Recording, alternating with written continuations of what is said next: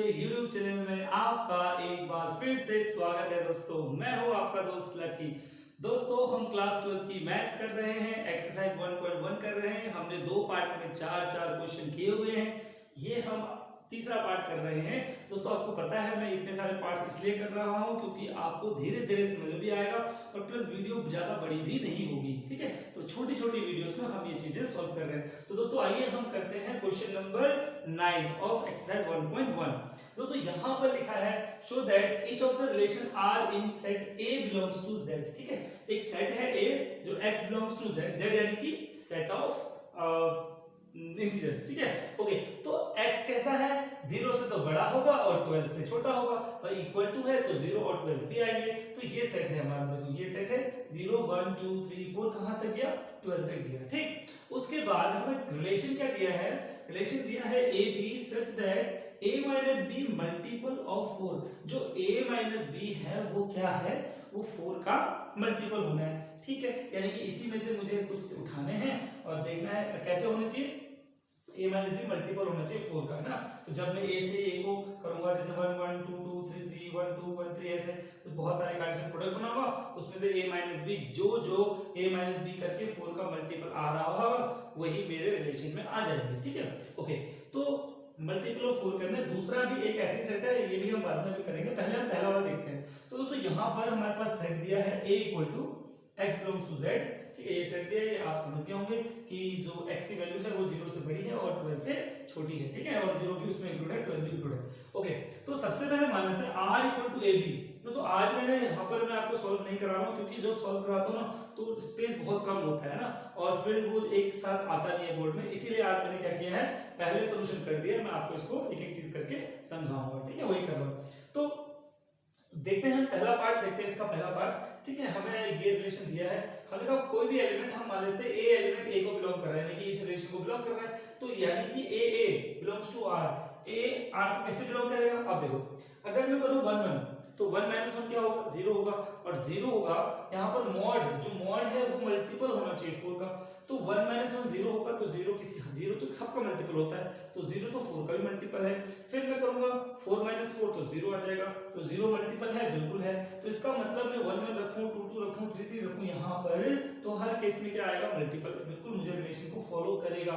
तो इसका मतलब ये क्या है, रिफ्लेक्सिव है। रिफ्लेक्सिव में क्या होता है, सेम सेम होता है, डबलेट होते हैं, किसके, जो भी मेरे पास सेट दिया होता है उसके पहले वाले सेट के एलिमेंट के सारे एलिमेंट होने चाहिए, उसमें डबलेट होने चाहिए, ठीक है। चलो ये तो हो गया, रिफ्लेक्सिव हो गया। अब दोस्तों बात करते हैं किसकी, सिमेट्रिक की। तो सिमेट्रिक में क्या बोला हमने, मान लिया कि a भी r को बिलोंग कर रहा है। अगर a भी r को बिलोंग कर रहा होगा तो a माइनस b मल्टीपल होगा 4 का, बिल्कुल बिलोंग कर रहा है, तो रिलेशन को बिलोंग करे तो मल्टीपल होगा नहीं होगा।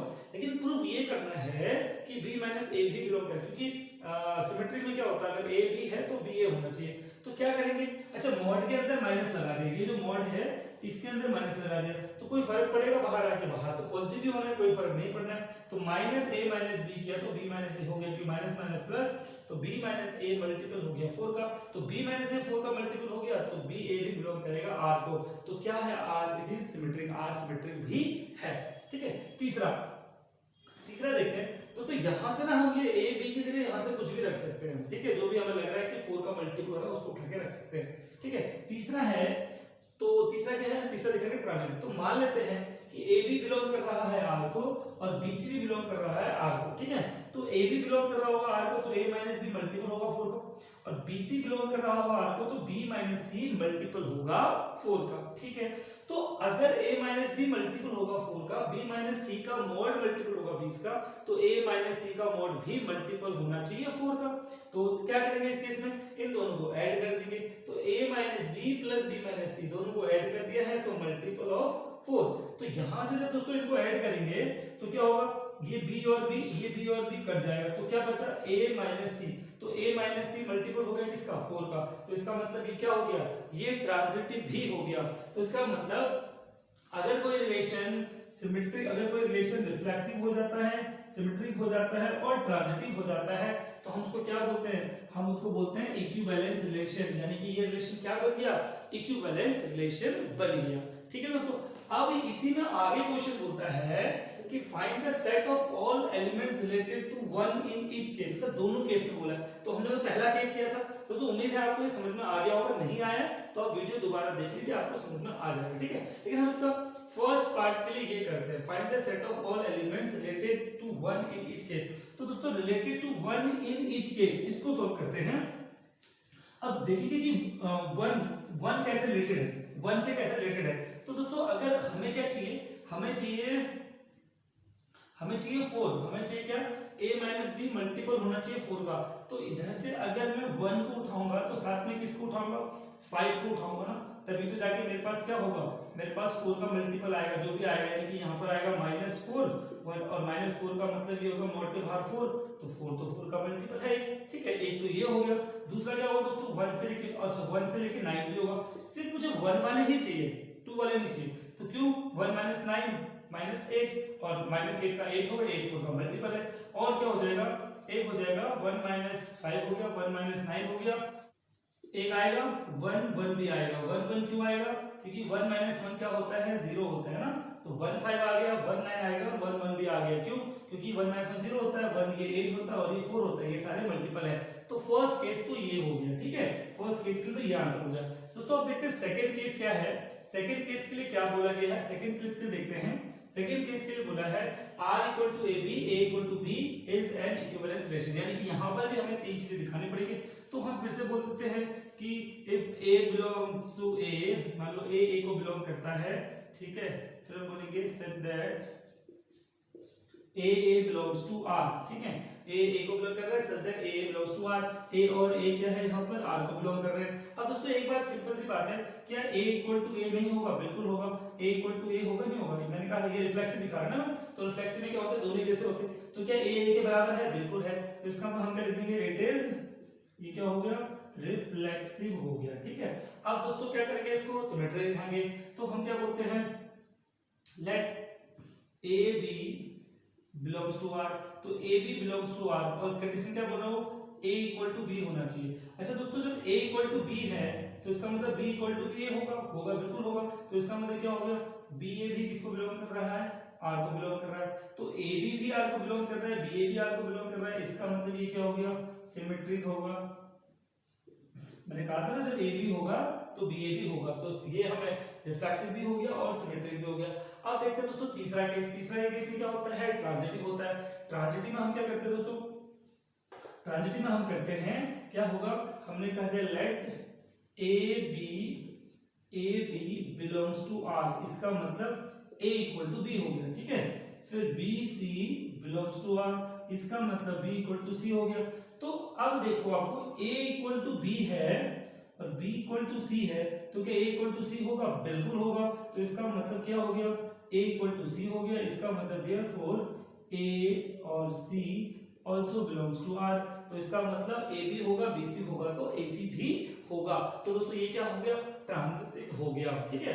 दूसरा केस भी ट्रांजिटिव, तो इसका मतलब तीनों केस हो गए। यहाँ पर तीनों केस आ गए हमारे पास, रिफ्लेक्सिव भी आ गया, सिमेट्रिक भी आ गया और ट्रांजिटिव भी आ गया। तो इसका मतलब ये हुआ कि हमारा दोनों रिलेशन क्या हो गया, ये भी इक्विवेलेंस रिलेशन था और नीचे वाला भी इक्विवेलेंस रिलेशन हो गया। अब सेकंड वाले केस में क्या दिखाना है, find the set of all elements related to one in each case. अब देखते हैं 1, तो एक ही केस है ना ऐसा, क्योंकि 1 1 करूंगा तो 1 1 करूंगा तभी 1 = 1 होगा और ये उसी केस में 0 होगा, है ना।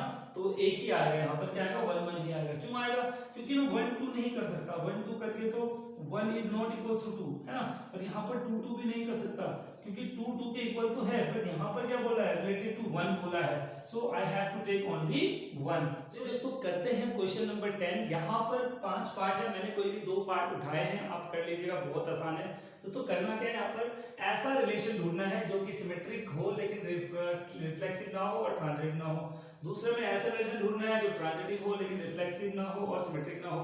ऐसे ही 2-3 क्वेश्चन और होंगे जहां पर कहीं पर सिमेट्रिक होगा या ट्रांजिटिव होगा, तो आपको कुछ नहीं करना, आपको देखो क्या सोचना है, यहाँ पर बोला कि सिमेट्रिक है और क्या नहीं है, रिफ्लेक्सिव नहीं है, ट्रांजिटिव नहीं है, तो आप सीधे के सीधे ना एक ऐसा रिलेशन ले लो जो सिमेट्रिक है। यानी कि सिमेट्रिक क्या होता है, यानी कि अगर 1 2 है तो 2 1 होगा, दैट्स इट। आप ऐसा ले सकते हो। 1 2 है तो 2 1 होगा, आप ऐसा ले सकते हो।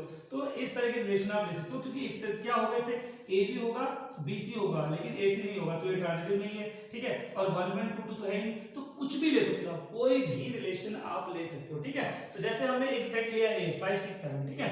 अब यहाँ पर रिलेशन डिफाइन करेंगे R ऑन ए, इसी के रिलेशन R ऑन ए, हम एक ए पर रिलेशन डिफाइन करेंगे। कैसे रिलेशन डिफाइन किया, मैंने क्या कहा आपको ये दोनों नहीं लेना है, आपको क्या लेना है, सिमेट्रिक लेना है। सिमेट्रिक आपको पता है ए होगा ए बी होगा तो बी ए बी होगा, तो हमने इसमें क्या लिया 5 6 और 6 5 ले लिया।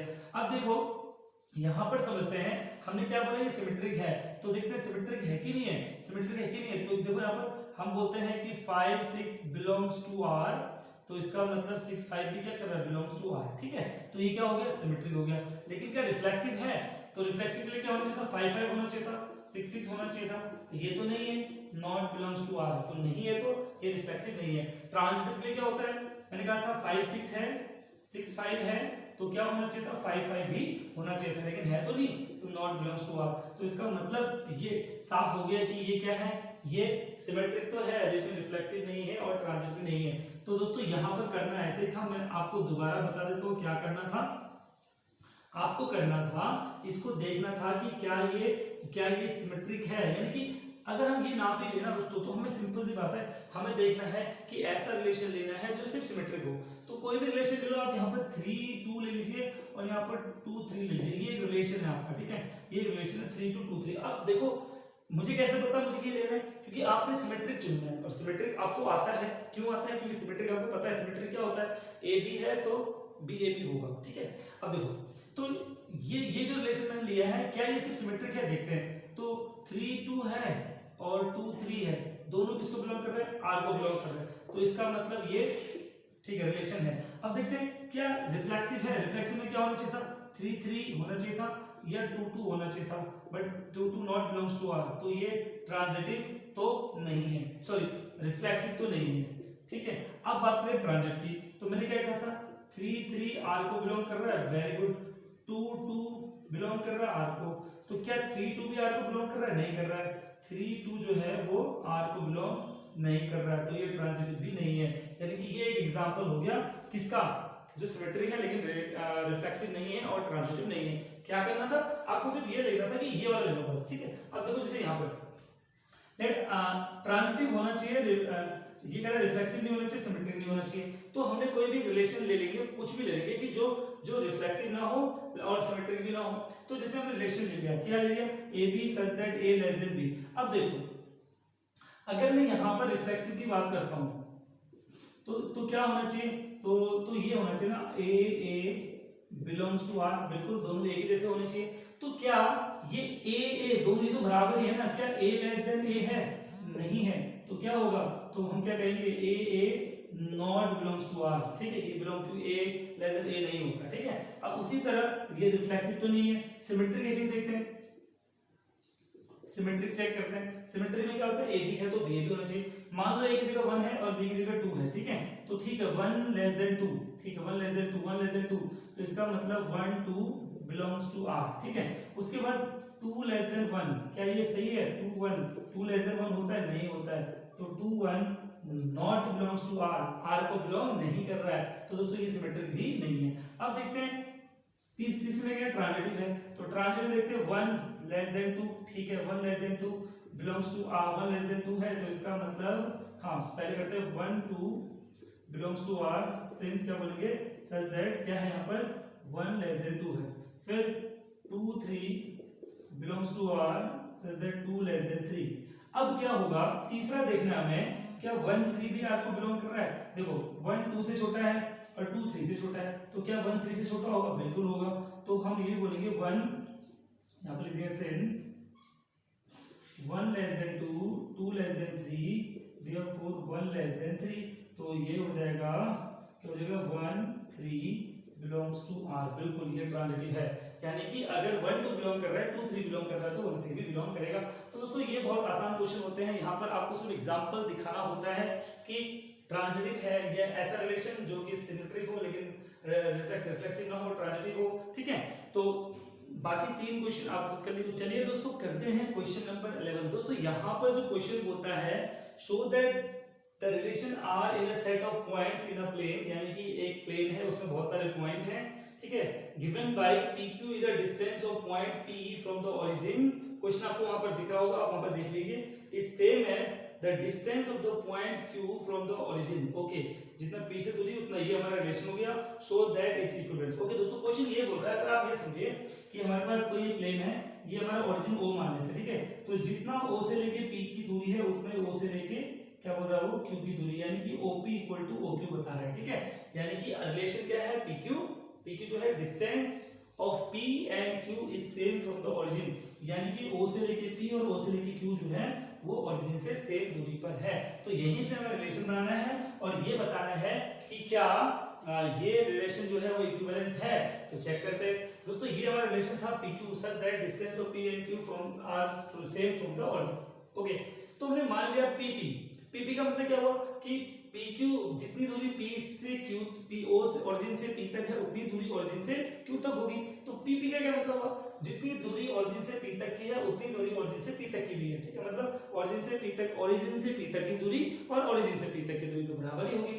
तो PP बिलोंग्स टू 1, तो हमने कहा OP will always be equal to OP, O is the origin, तो OP हमेशा इक्वल होगा किसके, OP का। तो इसका मतलब क्या है, तो इसका मतलब ये तो हमें समझ में आ गया कि R इज रिफ्लेक्सिव, ये तो हो गया रिफ्लेक्सिव, R हमारा रिफ्लेक्सिव हो गया, ठीक है। दूसरे केस में आते हैं, दूसरे पार्ट में देखते हैं, यहां पर दूसरे पार्ट में बोलता है क्या, दूसरे पार्ट में पहले हमने रिफ्लेक्सिव कर दिया, अब क्या करना है, सिमेट्री करना है। तो सिमेट्री करने के लिए हमने मान लिया knowledge PQ belongs to R, PQ R को बिलोंग कर रहा है, PQ R को इसलिए बिलोंग कर रहा है क्योंकि O से लेके P इक्वल टू O से लेके Q, तो OP इक्वल टू OQ होगा। अच्छा, OP इक्वल टू OQ है तो क्या OQ इक्वल टू OP नहीं होगा, अगर OP इक्वल टू OQ है तो OQ इक्वल टू OP भी होगा, ठीक है। तो जब PQ बिलोंग कर रहा था R को तो OP इक्वल टू OQ था, अब जब OQ इक्वल टू OP है तो QP बिलोंग करेगा R को, तो QP बिलोंग करेगा R को, तो मैंने कहा था PQ है तो QP भी होगा, तो R क्या हो गया, सिमेट्रिक भी हो गया, R इज सिमेट्रिक। अब आते हैं ट्रांजिटिव में, ट्रांजिटिव में क्या होता है, AB है BC है तो AC भी होगा।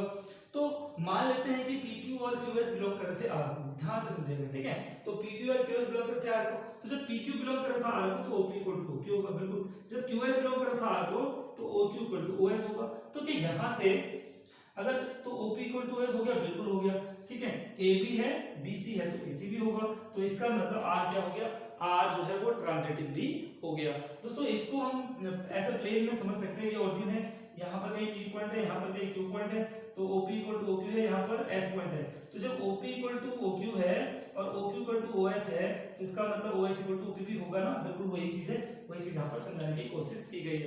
हमारा 12 क्वेश्चन कहता है show that the relation R defined in a set of triangles, ठीक है, R equal to T1 and T2 are similar is equivalence, ठीक है, equivalence दिखाना है और राइट एंगल ट्रायंगल, ठीक है। दोस्तों क्वेश्चन आप यहाँ पर देख लीजिए, जो लिखा हुआ है आप यहाँ क्वेश्चन देख लीजिए, मैं आपको सॉल्यूशन बताता हूँ। दोस्तों देखो यहाँ पर बताया है दो ट्रायंगल है T1 T2 और रिलेशन ये बोलता है कि T1 और T2 एक दूसरे को क्या है, सिमिलर है। और याद रखिए मैंने ऐसा क्वेश्चन आपको उस दिन कराया था, एक ही क्वेश्चन कराया था जिस दिन फर्स्ट डे, जिस दिन मैं आपको रिलेशन और फंक्शन के बारे में बेसिक समझा रहा था, उस दिन मैंने आपको एक क्वेश्चन कराया था। तो चलिए देखते हैं। तो T1 T2, T1 सिमिलर है किसके, T2 के, ठीक है। अब तो T1 सिमिलर है T2 के, तो जब मैं रिफ्लेक्सिव लूंगा तो T1 लूंगा, तो क्या T1 के सिमिलर होगा, नहीं होगा, बिल्कुल होगा। So R is reflexive, R जो है रिफ्लेक्सिव हो गया, क्यों, since every triangle is similar to itself, क्योंकि यहां पर मैं T1 लेने वाला हूं और इसका मतलब T1 के सिमिलर ही होगा ना, तो इसका मतलब रिफ्लेक्सिव तो हो गया। अगला जो है, अब मान लेते हैं कि T1 T2 बिलोंग कर रहा था R को, अगर T1 T2 R को बिलोंग करता था तो T1 सिमिलर होगा किसके, T2 के, ठीक है। तो T1 सिमिलर होगा T2 के, तो क्या T2 T1 के सिमिलर नहीं होगा, बिल्कुल होगा, तो T2 भी T1 के सिमिलर होगा, इसका मतलब T2 T1 भी R को बिलोंग कर रहे हैं। तो मैंने क्या कहा था, AB है तो BAB है, तो इसका मतलब ये क्या हो गया, ये हो गया सिमेट्रिक, तो सिमेट्रिक भी हो गया, यानी T1 T2 था तो T2 T1 भी है। अब आते हैं रिफ्लेक्सिव में। अब मान लेते हैं कि T1 T2 R को बिलोंग कर रहा है और T2 T3 भी R को बिलोंग कर रहा है। अगर ऐसा है तो T1 T2 सिमिलर होंगे और T2 T3 सिमिलर होंगे, तो T1 T2 सिमिलर है और T2 T3 सिमिलर है। तो दोस्तों जब ये दोनों आपस में सिमिलर हैं, ये दोनों आपस में सिमिलर हैं, तो ये तो खत्म हो गया, तो T1 और T3 भी क्या होंगे, आपस में सिमिलर होंगे, तो T1 T3 भी R को बिलोंग कर रहा है। तो ये क्या हो गया, ये हो गया दोस्तों मेरे पास सिमेट्रिक, सॉरी ट्रांजिटिव भी हो गया, तो इक्विवेलेंस रिलेशन तो हो गया, है ना, बहुत आसान हो गया। अब क्वेश्चन बोल रहा है यहाँ पर 3 सेट दे रखे होंगे आपको क्वेश्चन में, 3 सेट दे रखे आपको 3 4 5, T1 की वैल्यू 3 4 5 है, T2 की वैल्यू 5 12 13 है और T3 की वैल्यू 6 8 12 है। अब वो कह रहा है कि इन दोनों में से कौन सा रेशियो, इनमें से कौन से दो जो ट्रायंगल हैं वो आपस में रिलेटेड हैं। तो देखते हैं हम रेशियो बना के। इनका रेशियो 3 से 5, 3 से 5 कुछ नहीं हो रहा है, 3 से 6 2 बार जा रहा है, ठीक है। 4 से 12 3 बार जा रहा है और 4 से 8 2 बार जा रहा है, बिल्कुल मिल गया रिलेशन। 3 से 6 2 बार, 4 से 6 2 बार और 5 से 10 2 बार। तो इसका मतलब मुझे रिलेशन मिल गया T1 अपॉन T2, क्योंकि जो सिमिलर ट्रायंगल होते हैं उनके साइड का रेशियो क्या होता है, इक्वल होता है ना, बस यही चीज था मुझे। तो हमें क्या मिल गया 3/6 4/8 और मिल गया 5/10। So this is the relation. वो कह रहा था क्वेश्चन में कह रहे हैं कि ऐसा इनमें से ऐसे दो ट्रायंगल कौन है जो रिलेटेड है, तो कौन कौन से रिलेटेड हैं, तो T1 related to T3, T1 जो है वो T3 से रिलेटेड